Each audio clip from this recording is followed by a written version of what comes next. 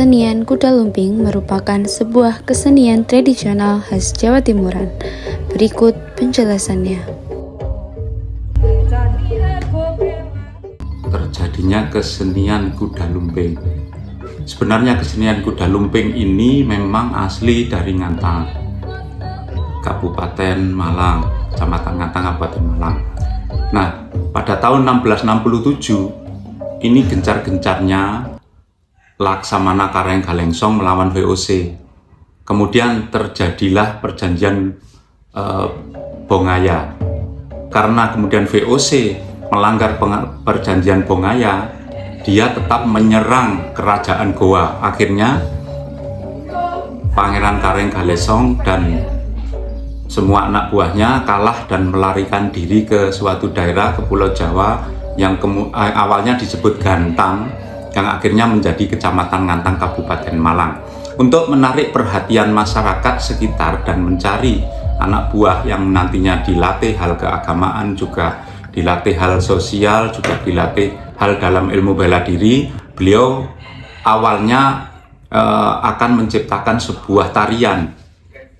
Tarian ini adalah menirukan gerak-gerik kuda yang terdiri dari dua jenis, yaitu kuda jantan dan kuda betina. Awalnya ketika Pangeran Kareng Galengsong ini menarik perhatian anak kecil, beliau memakai pelepah pisang yang dibentuk seperti kuda. Namun akhirnya karena disinyalir ini akan mengganggu tumbuhan pisang karena pelepahnya diambil, pisang tidak produksi, beliau akhirnya memakai sapu. Tetapi sapu yang diberi ekor dan diberi kepala itu kurang menarik. Kemudian sahabat beliau yang dari Madura, Pangeran Trunojoyo ini, melihat rumah-rumah waktu itu masih memakai dinding gedek atau dari anyaman bambu yang berbentuk kepang, maka beliau menyarankan kepada Pangeran Kareng Galengsong untuk membuat gedek ini tadi atau anyaman bambu kemudian dibentuk menjadi kuda. Nah, setelah dibentuk, ini diberi bentuknya seperti kepala kuda, diberi rambut atau bulu-bulu, kemudian diberi ekor.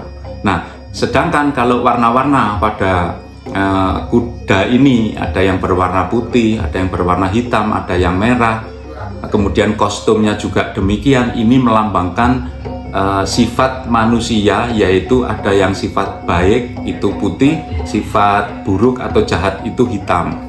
Nah, dari dua golongan itu akhirnya muncul yang ada di tengah-tengah, yaitu golongan abangan orang bilang, atau golongan yang nasionalis bukan agamis, yang kemudian memunculkan warna kostum atau warna kuda kepang. Nah, dari anyaman bambu itu tadilah kemudian nama kuda lumping ini dikenal juga dengan nama kuda kepang.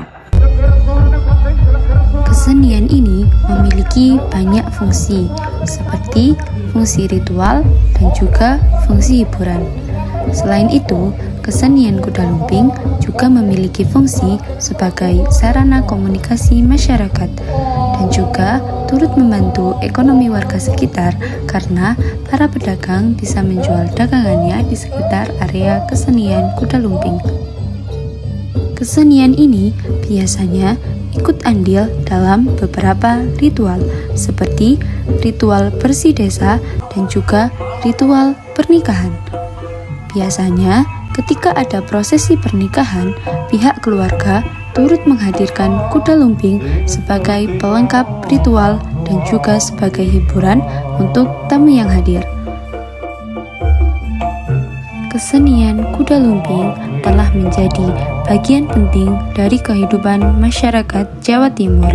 Setiap pertunjukan tidak hanya menjadi hiburan, tapi juga ritual yang sakral, syarat dengan nilai-nilai spiritual dan sosial. Tidak hanya tarian dan musiknya yang memukau, namun juga unsur magis yang sering menyertai pertunjukan ini.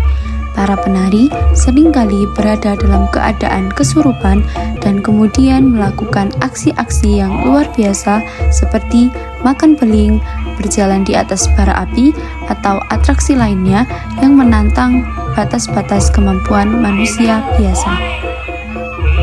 Kesenian kuda lumping tidak hanya dilakukan di pagi atau siang hari, namun juga bisa dilakukan di malam hari sesuai dengan ritual yang akan dilaksanakan. Kuda lumping bukan sekedar seni pertunjukan, tetapi juga warisan budaya yang harus dijaga dan dilestarikan oleh generasi masa kini dan generasi yang akan datang.